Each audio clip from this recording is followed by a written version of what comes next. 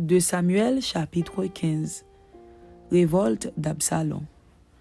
Après cela, Absalom se procura un char et des chevaux, et 50 hommes qui couraient devant lui. Il se levait de bon matin et se tenait au bord du chemin de la porte. Et chaque fois qu'un homme ayant une contestation se rendait vers le roi pour obtenir un jugement, Absalom l'appelait et disait « De quelle ville es-tu » Lorsqu'il avait répondu « Je suis d'une telle tribu d'Israël », Absalom lui disait « Vois, ta cause est bonne et juste, mais personne de chez le roi ne t'écoutera. » Absalom disait « Qui m'établira juge dans le pays ?» Tout homme qui aurait une contestation et un procès viendrait à moi, et je lui ferai justice. Et quand quelqu'un s'approchait pour se prosterner devant lui, il lui tendait la main, le saisissait et l'embrassait. Absalom agissait ainsi à l'égard de tous ceux d'Israël qui se rendaient vers le roi pour demander justice, et Absalom gagnait le cœur des gens d'Israël. Au bout de 40 ans, Absalom dit au roi, « Permets que j'aille à Hébron pour accomplir le vœu que j'ai fait à l'Éternel. Car ton serviteur a fait un vœu.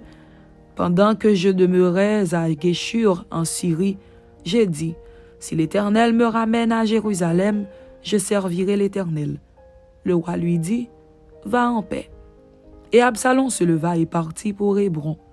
Absalom envoya des espions dans toutes les tribus d'Israël pour dire, « Quand vous entendrez le son de la trompette, vous direz, Absalom règne à Hébron. » 200 hommes de Jérusalem qui avaient été invités accompagnèrent Absalom, et ils le firent en toute simplicité, sans rien savoir.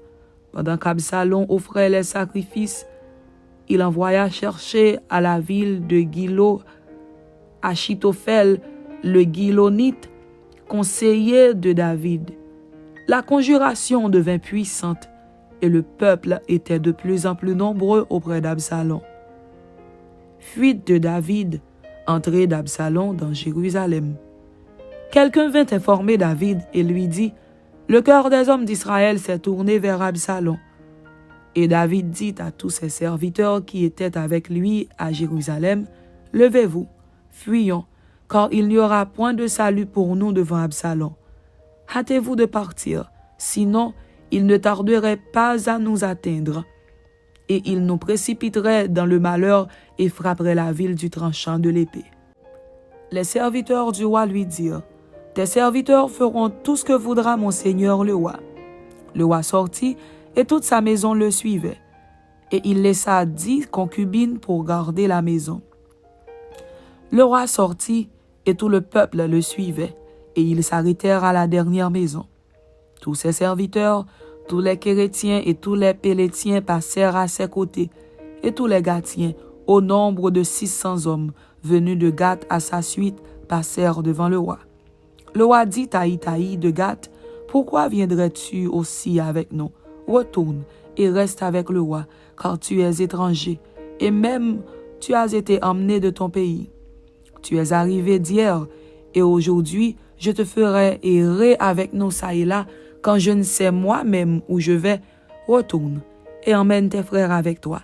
Que l'Éternel use envers toi de bonté et de fidélité. » Itaï répondit au roi et dit, « L'Éternel est vivant, et mon seigneur le roi est vivant.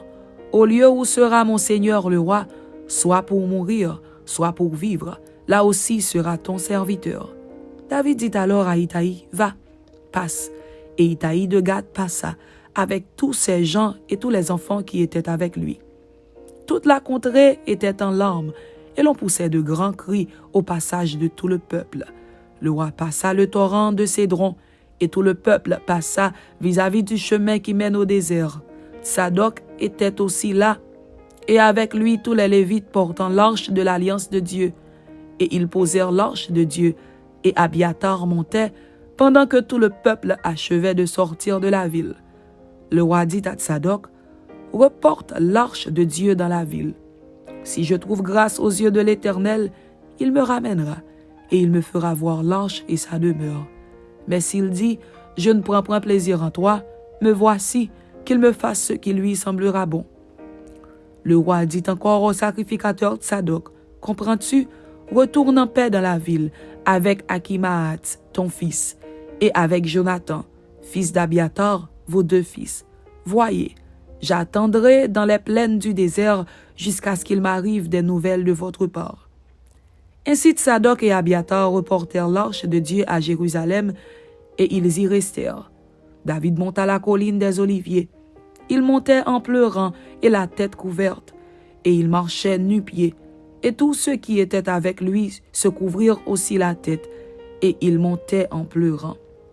On vint dire à David, « Achitophel est avec Absalom parmi les conjurés. » Et David dit, « Ô Éternel, réduis à néant les conseils d'Achitophel. » Lorsque David fut arrivé au sommet, où il se prosterna devant Dieu, voici, Ushaï, l'Arkien, vint au-devant de lui, la tunique déchirée et la tête couverte de terre.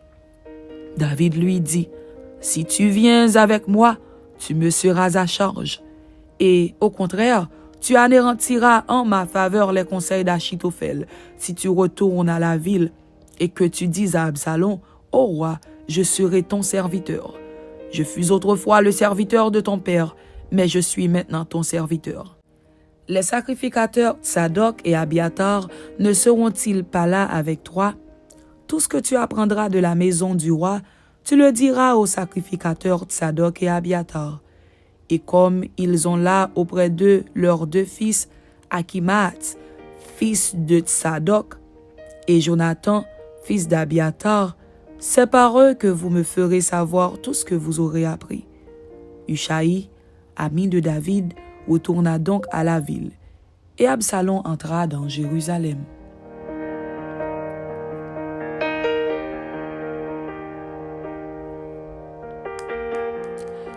De Samuel, chapitre 16. Les amis et les ennemis de David.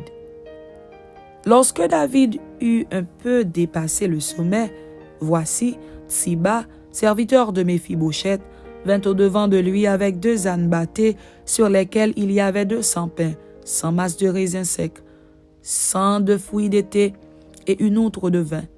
Le roi dit à Tsiba, « Que veux-tu faire de cela? » Et Tsiba répondit, « Les ânes serviront de monture à la maison du roi. Le pain et les fruits d'été sont pour nourrir les jeunes gens, et le vin pour désaltérer ceux qui seront fatigués dans le désert. » Le roi dit, « Où est le fils de ton maître? » Et Tsiba répondit au roi, « Voici, il est resté à Jérusalem, car il a dit, « Aujourd'hui la maison d'Israël me rendra le royaume de mon père. » Le roi dit à Tsiba, « Voici, tout ce qui appartient à Méphibosheth est à toi. » Et Tsiba dit, « Je me prosterne. Que je trouve grâce à tes yeux, ô roi, mon seigneur. » David était arrivé jusqu'à Bachurim. Et voici, il sortit de là un homme de la famille et de la maison de Saül, nommé Shimei, fils de Guéra. Il s'avança en prononçant des malédictions, et il jeta des pierres à David et à tous les serviteurs du roi David, tandis que tout le peuple et tous les hommes vaillants étaient à la droite et à la gauche du roi. Shimei parlait ainsi en le maudissant, « Va-t'en, va-t'en, homme de sang, méchant homme. L'Éternel fait retomber sur toi tout le sang de la maison de Saül, dont tu occupais le trône, et l'Éternel a livré le royaume entre les mains d'Absalom, ton fils, et te voilà malheureux comme tu le mérites, car tu es un homme de sang. » Alors Abishai, fils de Tseruja, dit au roi, « Pourquoi ce chien mort maudit-il le roi mon seigneur?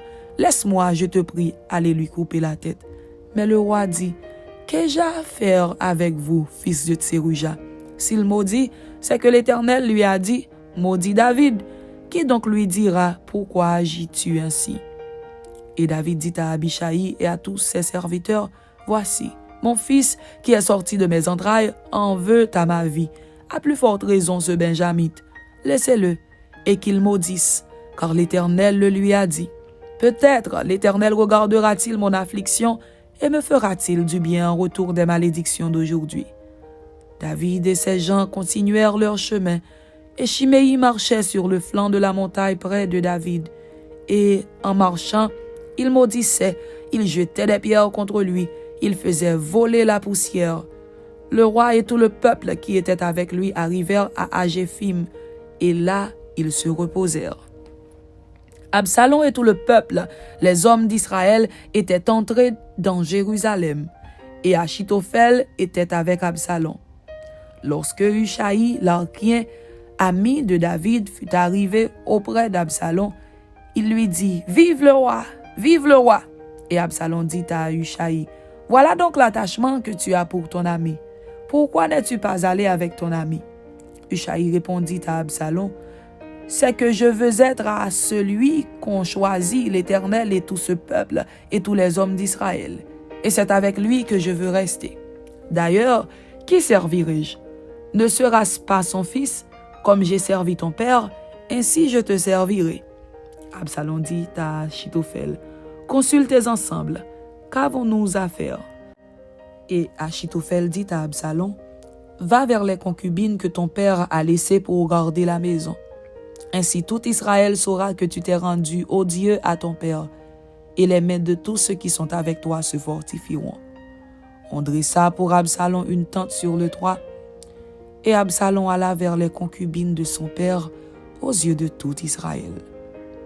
Les conseils donnés en ce temps-là par Achitophel avaient autant d'autorité que si l'on eût consulté Dieu lui-même.